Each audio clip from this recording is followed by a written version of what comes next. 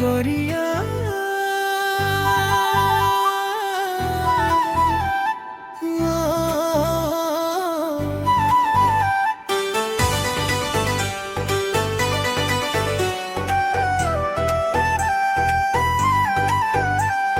पहले पहले जब तोहरा के देखनी,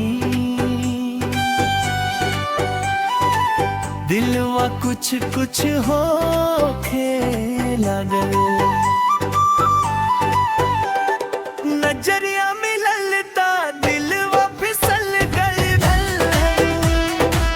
तोहरा प्यार में मनवा पिघल गइल। एक मुस्की मारल धीरे से, सुतल अरमान जाग गइल। नजरिया मिललता दिलवा फिसल गइल। रात भर तोहरे सपना में खो गइल। जवन दिल अकेले धड़कला,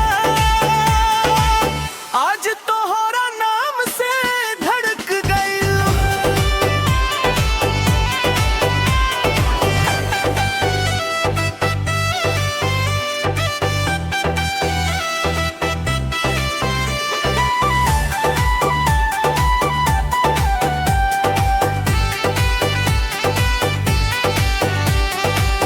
जान जैसन चमके तोहर चेहरा देखो, देख के बढ़ जाला दिल के पहरा।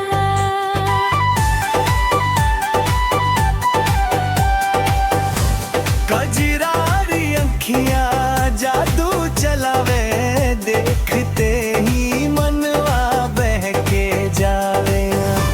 हंसी तोहर फूल जैसन लागेल, दिलवा में नया उमंग जगावेला।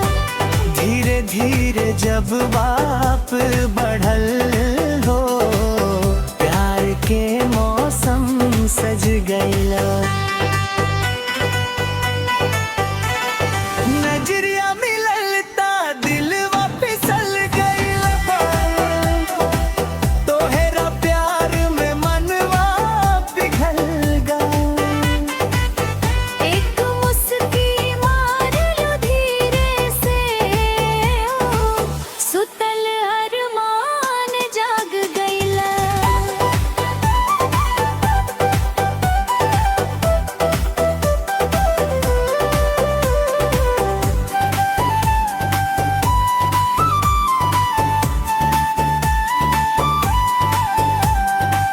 राह में जब तू सामने आवेलू, दिलवा के धड़कन बढ़ा जालू।